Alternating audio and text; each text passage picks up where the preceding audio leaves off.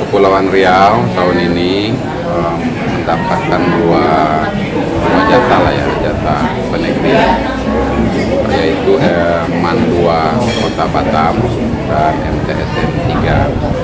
Dan proses penegrian ini sangat lama, usulannya itu mungkin udah 10 tahun yang lalu ya. Jadi dalam prosesnya kesimpulannya harus difilialkan dulu. Tapi ternyata perkembangan MTS 3 ini luar biasa, dan sampai hari ini siswanya sudah 600. Jadi ini yang menjadi alasan yang sangat kuat penegriannya oleh Menpan RB, dan terakhir di SK-kan oleh Menteri Agama, yaitu SK tahun 2024, SK nomor 1108. Jadi untuk di Indonesia hanya 39 madrasah, kita tidak semua provinsi dapat, tapi untuk Kepulauan Riau itu dapat.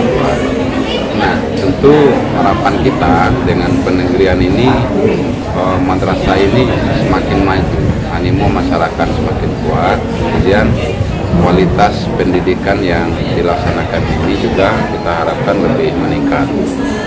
Ada perbedaan yang sangat signifikan ya, terutama dalam misalnya dalam masalah pembiayaan. Jadi yang selama ini menjadi tanggung jawab orang tua, pembiayaannya dilaksanakan oleh pemerintah dan menjadi sepenuhnya milik Kementerian Agama. Di situ perbedaan yang utama. Dan nanti dia akan menjadi satker, dia mengelola anggaran sendiri.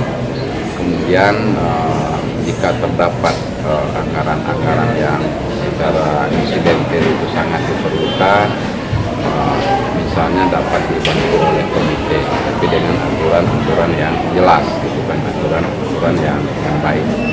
Nah, harapan kita dengan penegrian ini tentu ada secara kualitatif akan ada perhatian dari pemerintah, misalnya dari aspek sarana dan prasarana, itu tentu akan dibantu oleh Kementerian Agama melalui DIPA-nya. Jadi tidak dari mana-mana lagi. Jadi awal tahun pihak madrasah sudah harus melakukan perencanaan penganggaran. Jadi lebih teratur, lebih baik. Jadi itu perbedaannya antara ketika masih swasta dengan setelah menjadi negeri. Nah, harapan saya selaku Kakambin, saya sangat berharap betul lembaga yang sangat sulit kita negerikan ini dipelihara oleh masyarakat Batam ya. Jadi ini milik kita bersama. Jadi terutama kawan-kawan dari PES, dari pihak luar bisa memperhatikan secara baik agar madrasah ini tetap survive dan bisa menghasilkan siswa-siswa yang berkualitas. Jadi walaupun pemerintah ini kan hanya mengelola, tapi kepemilikannya itu milik masyarakat. Memang tanahnya, asetnya itu adalah barang milik negara yang dikelola oleh Kementerian Agama. Tapi muara dari semua itu adalah bagaimana siswa ini menjadi siswa yang baik, siswa yang berilmu, dan yang menyekolahkan anaknya di sini kan masyarakat Batam. Bukan oleh pemerintah ini, tapi masyarakat Batam. Kemudian kita ini memposisikan diri sebagai pengelola madrasah ini untuk melayani masyarakat Batam. Jadi kita sediakan gedungnya, sediakan gurunya, kita adakan kepala madrasahnya, kita bentuk komitenya, diakomodir oleh seluruhnya oleh Kementerian Agama, disediakan oleh Kementerian Agama, tapi untuk melayani kebutuhan pendidikan agama masyarakat. Jadi logika berpikirnya penegrian itu seperti itu. Kira itu. Tadi kan utama masalah anggaran ya.